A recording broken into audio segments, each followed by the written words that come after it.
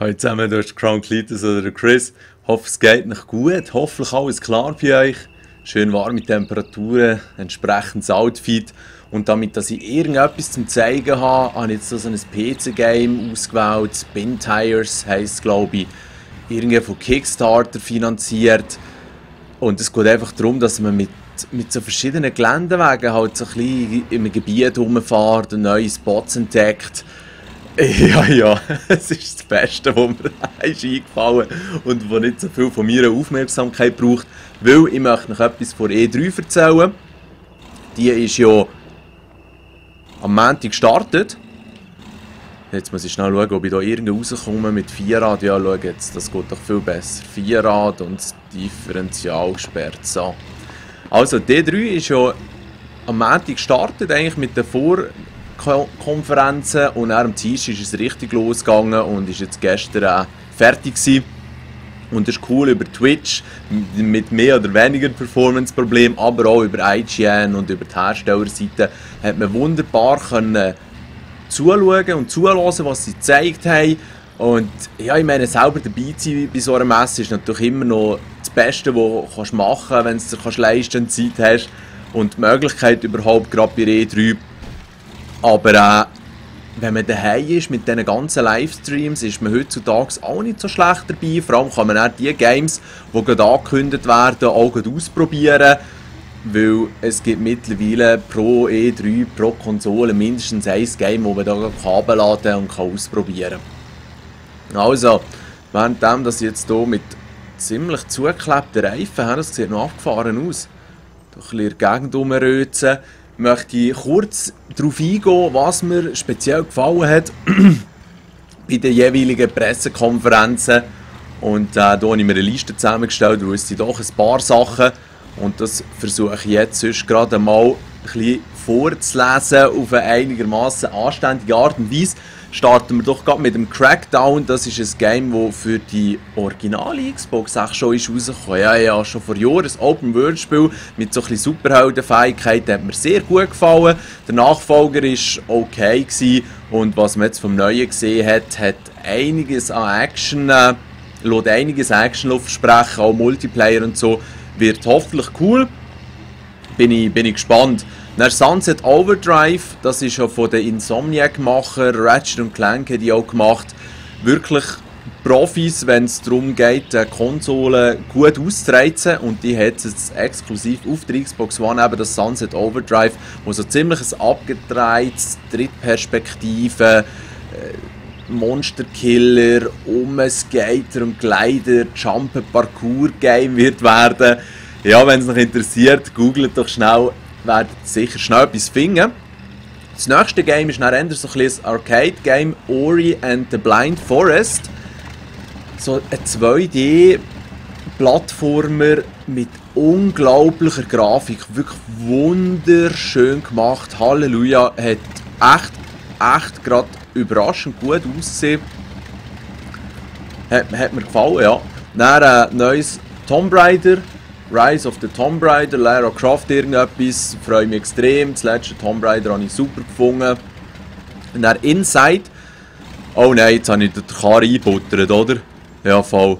Oh Scheiße, vor allem der Dampf, der schon strübstens. In diesem Game gibt es leider keine Ego-Perspektive, was ein bisschen schade ist.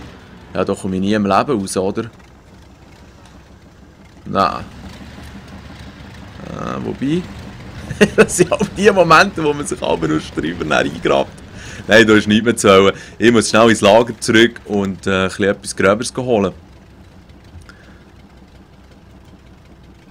Ja, aufnehmen bin ich auch noch, das ist gut. Schnell schauen, was wir jetzt hier... Ah nein, jetzt habe ich nicht zurückbeamt. Also ich kann sonst noch geschwind ein anderes Fahrzeug nehmen. Mit der Steuerung komme ich aber noch nicht ganz draus. Aber das wird jetzt schon gehen. Dann haben wir hier so eine straube Maschine. Mal den Motor anschauen. Also, ich bin ein bisschen abgedriftet. Gut, Inside von den Limbo-Macher wird zeitexklusiv auf der Xbox One und auf der Xbox 360 rauskommen. Sieht wieder sehr stimmungsvoll aus. Eben, ja, ihr kennt sicher noch Limbo, wenn ihr es gespielt habt. Wirklich ein cooles Game gewesen. Dann gehen wir weiter zu Super Ultra Dead Rising 3 Arcade Remix Hyper Edition X Plus Alpha. Da hat sich Capcom einen wunderschönen geleistet, weil sie alle schon so ein bisschen lange Namen haben und tausende von Updates und so, aber wirklich super. Und fürs Dead Rising könnt ihr euch das abladen. Es ist, glaube ich, noch sehr spaßig gemacht, auch im Multiplayer. Ja, mir hat Dead Rising 3 leider nicht gefallen. Weiter gehen wir zum Forza 5. Dort ist der Nürburgring gratis rausgekommen. An der E3-Pressekonferenz von Microsoft hat man sich das anschliessend gar herunterladen. Hat gut funktioniert. Der Nürburgring ist immer cool. Forza 5 flasht mich nicht so sehr. Was mich viel mehr flasht, ist Forza Horizon 2. Das kommt am 30. September raus. Grafisch wird es, glaube ich, exzellent sein, weil schon das Forza Horizon hat ja von der Bildqualität eigentlich extrem viel geboten und dadurch kann man einiges erwarten. Es soll ein bisschen offener sein mit einem Wettersystem. Coole Sache, definitiv eine ganz coole Sache und für mich das Game vor Messe. Ja. Dann das nächste ist Evolve, das ist von den Left 4 Dead Macher. Dort kämpfen 3 Menschen oder halt ein Dreier-Team gegen ein grosses Monster und sieht extrem cool aus von der Grafik her und auch das Spielprinzip. Bin ich sehr gespannt drauf, kommt dann auch im Herbst raus. Dann weiter gehen wir zu Assassin's Creed Unity. Mögt ihr überhaupt noch zulassen? Wow! Assassin's Creed Unity ist eigentlich so, dass sie dort den Trailer gezeigt haben und mittlerweile wissen wir ja, dass Ubisoft gerne Sachen ein bisschen schöner trailern, als sie dann auch aussehen, auch wenn eigentlich gerade auf dem PC genug Performance rum wäre. Aber das ist ein anderes Thema und es hat super gut ausgesehen, auch ziemlich blutig in Assassin's Creed Unity. Es gibt jetzt auch ein Multiplayer, kooperativ, etwas, was sehr cool wird sein, nehme ich an. Bin freudig, freue mich auf das Game, bin gespannt drauf. Vor allem auch, wie die neuen Funktionen funktionieren. Schon wieder eine schöne Wortkombination gewesen. Weiter gehen wir näher zur Halo Master Chief Collection. Halo 1 bis 4, Halo 1 und 2 extrem verbessert, 3 und 4 ein bisschen schöner. Und vor allem der Multiplayer vom Halo 2 wird man jetzt auch endlich wieder spielen können. Was ja lange Zeit nicht ist gegangen und jetzt abgefahren. Man kann auch übergreifend über die 4 Games Multiplayer spielen. Das heisst, es wird über 100 Maps geben, die man auswählen kann. Und je nachdem, welche Map das in der Lobby gewählt wird, kommt man da halt ins Halo 1, 2, 3 oder 4. Also sehr cool gemacht. Ist sicher ein unglaublich gutes Angebot. 4 Games in einem, 4 wirklich gute Games.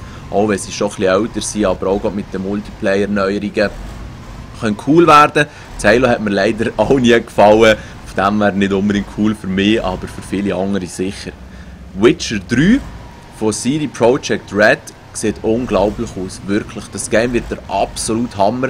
Ich beschreibe es mal als GTA im Mittelalter und kommt dann am 23. Februar nächstes Jahr raus. Das Game ist wirklich, ich bin immer wieder erstaunt, was die Jungs aus dieser Hardware rauskutzeln können. Sei es jetzt eben auf der neuen Konsole PS4, Xbox One, wo es wird rauskommen, oder der auf dem PC. Also, ja, ein Game, das ihr euch sicher merken könnt, wenn euch das interessiert. Und als letztes noch von der Microsoft-Konferenz ist Tom Clancy The Division.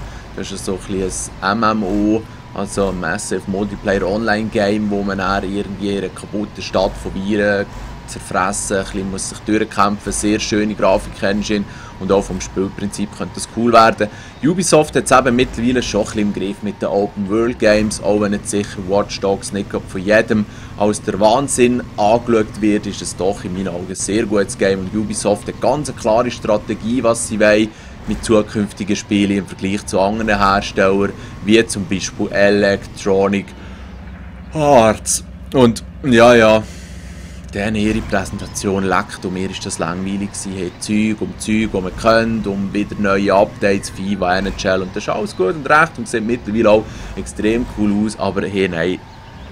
Und der CEO von EA finde ich einfach schon ein gespässiger Vogel und ich will da nicht über Menschen urteilen, aber er erinnert mich so ein bisschen um Leute, die ich auch aus dem Geschäftsgebiet kenne und da muss ich schon ein bisschen schmunzeln. Der Typ hat ausgesehen wie so ein bisschen eine geschleckte Figur mit seinem Anzügli und diesen Glänz-Lederimplantat oder was auch immer. Hey, nein, ich kann das nicht ernst nehmen. Aber eben, ich will hier nicht über irgendjemanden ins Herz ziehen. Es geht darum, die positiven Sachen zu nennen. Und dort ist ganz sicher das Game von Criterion. die oder Criterion, die Burnout haben gemacht, mal ein Need for Speed haben gemacht, die machen so ein bisschen ein Game wie, mir jetzt gedacht, wie im GTA aus der Ego-Perspektive, wo er mit jensten möglichen Fahrzeugen geile Stunts und Jumps und Tricks kannst machen miteinander und wirklich durchdrehen. Ist noch nichts Konkretes, aber wird sicher sehr spassig. Muss man aber schauen, was in Zukunft noch zu sehen wird sein von dem Game. Dann gehen wir zu Mirror's Edge 2, hat man auch noch nicht viel gesehen, aber Mirror's Edge, das Game rockt Welt. Und am Schluss noch Battlefield Hardline, wo man dann mit der Beta starten konnte, hat kleine Probleme gegeben, aber bei so einem Ansturm ist das, glaube ich, nicht so überraschend. Ja, es ist einfach auch wieder ein GTA aus der Ego-Perspektive. Ich habe schon ein paar GTA-Referenzen gemacht, wo man Banken kann ausrauben kann. Also eine kleine Mischung aus Battlefield 4, Payday und GTA. Und das ist sicher noch easy. Jetzt auch nicht mein Geschmack unbedingt, aber der Koloss hat es, glaube ich, schon gespielt und hat Freude gehabt. Darum coole Sache auch, dass wir gerade die Beta spielen können, aber Electronic Arts die absolute Game-Präsentation. Dann gehen wir weiter zu Ubisoft und zieht nach Far Cry 3 irgendeine HD-Version rein, der Trailer. Das Game wird so haben, nur schon, dass man jetzt mit Elefanten kann fighten, gegen sie kann fighten, auf ihnen kann reiten. Ja, es war wirklich witzig gemacht und auch Coop hat irgendwie Funktionen. Super Game, Far Cry 4 wird sicher der absolute Hit. Freue mich unendlich. Sie haben noch einmal Division gezeigt, ein Trailer, der gut ist gemacht war, fast ein bisschen ergreifend. Ja. Echt gerade ein bisschen leer müssen schlucken, cool gemacht war. Und dann die Crew haben ja der Screech und ich letztes Jahr an Gamescom schon mal ausprobiert, so ein Open World Game. Es ist primär eigentlich von den Leuten, die Ding gemacht haben, Test Drive Unlimited 1 und 2. Wird sicher auch noch cool. Habe ich nicht so spektakulär gefunden. Assassin's Creed Unity haben sie nochmal gezeigt. Hammer, Hammer, Hammer. Und dann Tom Clancy's Rainbow Six Siege.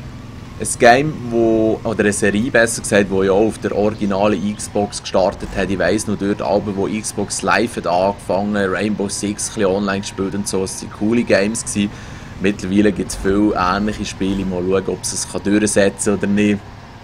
Ist cool gewesen. Die Ubisoft-Präsentation sehr, sehr unterhaltsam gewesen, weil ich finde, die Frau, die das präsentiert, die macht das so cool mit so einem fast ein bisschen Strassenslang und einem Spruch, der halt einfach auch ein bisschen nicht so von diesen geschleckten Geschäftsleuten die ganze genutzt wird, sondern so ein bisschen Strassenslang, wo eben wirklich auch noch gut in so eine vielleicht ein bisschen jugendlich gehaltene Präsentation reinpasst.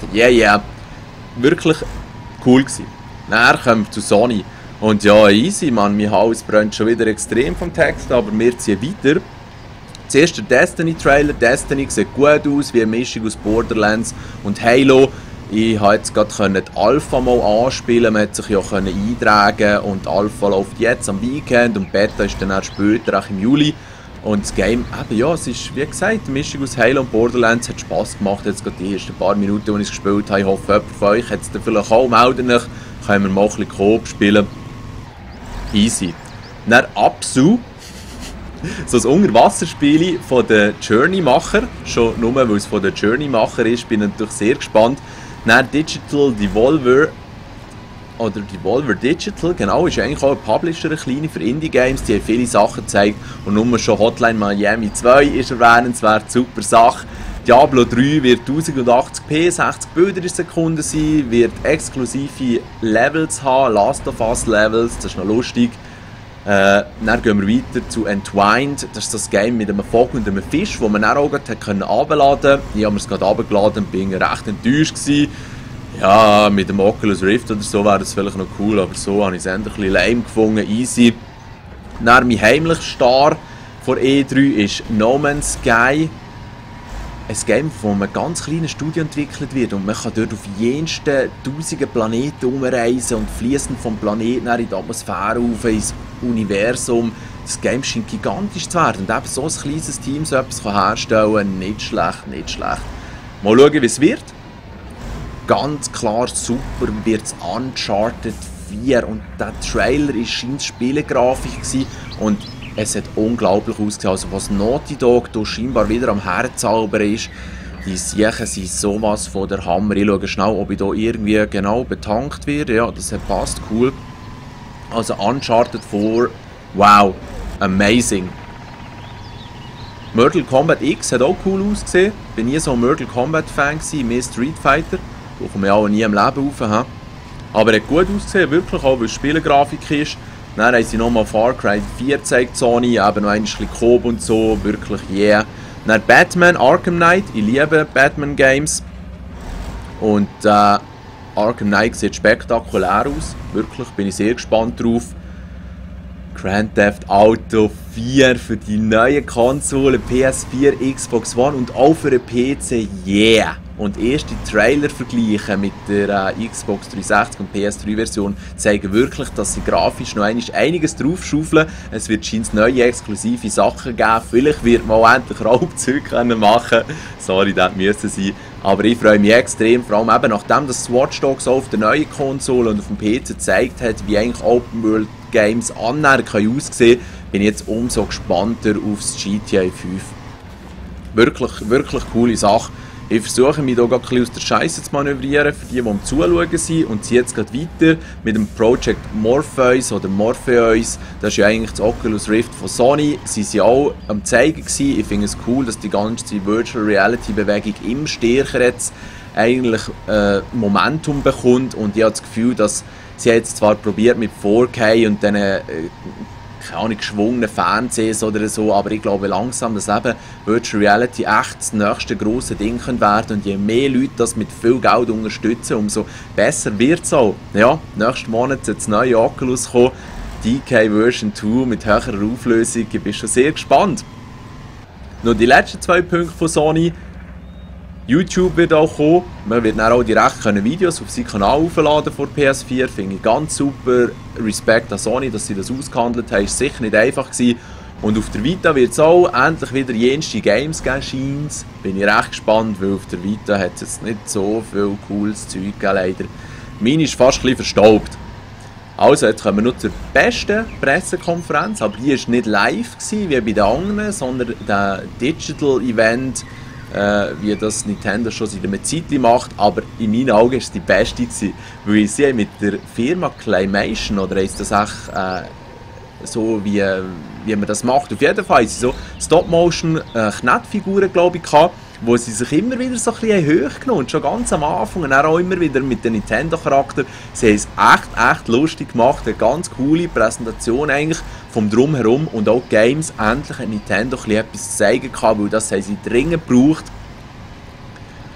Sie haben zuerst mal ein bisschen den Reggie, der Chef von Nintendo Amerika, gegen Iwata kämpfen, so ein bisschen Street Fighter 4 Intro-Style, was sie auch cool gefunden haben. Dann haben sie ihre Skylanders und Disney Infinity ähnliche Figuren gezeigt und sie sehen echt extrem gut aus und ich werde mir alle die Nintendo-Figürchen nur schon holen, weil sie eben echt schön im Regal aussehen, lol. Und gleichzeitig kann man sie aber auch in verschiedenen Games brauchen, auch aufleveln und so. Also coole Sache, Nintendo hat sich da echt noch ein bisschen mehr überlegt als Disney. Und sind in meinen Augen fast ein bisschen besser jetzt noch als Skylanders, rein von dem, dass man es eben auch mit verschiedenen Games und Genres kann brauchen kann. Also, dann haben sie es der Wolle Yoshi gezeigt. Yoshi's Woolly World oder so wie das heisst, halt, das ist das Yoshi-Spiel und ich bin auch gerade so ein bisschen noch halt durch den Daddy Groove zusätzlich für so herzige Sachen zu begeistern. Das hat wirklich top schnügelig ausgesehen, das Game. Unglaublich herzige Grafik, sicher ein Spieler ist auch cool gemacht und schön, wenn ich jetzt hier reingefahren bin. Schnell schauen, ob ich da etwas regeln kann. Dann, dass ich ein bisschen zu tief ändere und so. Hey, nein, zieht nach rein, hure schön reingesetzt, shit. Also, ich muss noch schnell fertig machen. Ich tue mich hier noch einmal kurz ins Lager zurückbeamen und nehme ein anderes Fahrzeug. So. Alright. Jetzt wollen wir nehmen.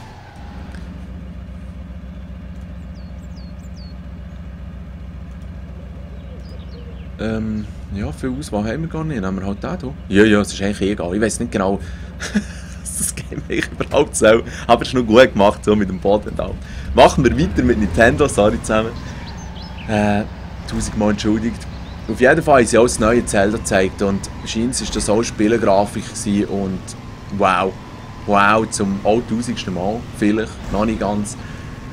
Sieht super aus, freue mich extrem auf nächstes Jahr. Endlich ein erwachsenes Zelda und es wird eh super. Ich meine, Nintendo und Zelda, das gibt kein schlechtes. Vielleicht solche, die einem geschmacklich nicht ganz so ansprechen, wie eben das Wind Waker oder so. Aber sonst passt das auf jeden Fall. Und dann das Bayonetta 2 haben sich ein bisschen gezeigt. Das wird der erste Teil gerade drin sein. Finde ich super. Habe ich nämlich nie gespielt. Und dabei ist Bayonetta eigentlich schon ein cooles Game. Ziemlich abgefahren auch. Hyrule Warriors, das ist ja eine Mischung aus Zelda und Destiny Warriors, haben sie auch gezeigt. Sehr cool. Bin ich auch gespannt drauf. Gehen wir mal quer durch den Wald? Nein, geht leider nicht. Oh nein, den Anhänger haben wir auch noch dran. Ach du Scheiße. Zieht er rein. Schön aufgepackt, das Zeug. Ich muss das Game beenden und darum auch das Video. Es geht dann noch weiter mit dem Mario Maker, wo du selber ein Mario-Game machen kannst. Sieht sehr gut aus und wird sicher für ganz viele abgefahrene Levels sorgen. Dann ein Call of Duty für Kings, Splatoon heisst das, wo so ein bisschen Levels musst einfärben mit ihren Farbpistolen. Haben sie wirklich auch ein paar gute Ideen gehabt und gerade eben bei den kleineren könnte das eventuell schon zünden. Nintendo ist ja schon noch gut, so ein bisschen, eben bei den Run-Games haben sie das Mario Kart, bei den Prügel-Games haben sie das Brawl, was sie auch gezeigt haben, aber mich halt leider gar nicht interessiert. Sie versuchen immer so etwas auf ihre Art noch zu machen, was ich auf jeden Fall cool finde. Und am Schluss ist noch der Miyamoto, eigentlich der Erfinder von Mario und von vielen anderen Sachen gekommen und hat gesagt, er hat ein paar neue Games in Entwicklung und am Schluss ist es vermutlich dann, anstatt die 3, die er erwähnt hat, nur eins, aber das eine wird vermutlich verschiedene Funktionalitäten auch mit dem Wii U-Controller und so bieten und wird vermutlich ein Star Fox Game sein, was mich auch sehr gefreut hat. Also alles in allem wirklich eine ganz geniale Zeit, auch Games und die ganzen Live-Coverages, die sie jetzt während der letzten Tage noch gezeigt haben. Darum habt ihr auch nichts von mir gehört, weil die Zeit, die ich zur Verfügung hatte, habe ich echt primär einfach Videos von E3 geschaut. Super Jahr gewesen. Echt. Letztes Jahr war ja auch cool wegen der neuen Konsolen, aber das Mal haben sie wirklich auch Top-Games gezeigt, wo einem das Wasser im Mund sprichwörtlich fast zusammenlaufen. Ja. Das nächste Video wird sicher wieder ein Wolfenstein Let's Play sein. Hoffentlich hat es euch gefallen, was ich jetzt hier getextet habe. Ich bin langsam echt ein bisschen erschöpft und muss mal Pause machen. Macht's gut, schön zusammen.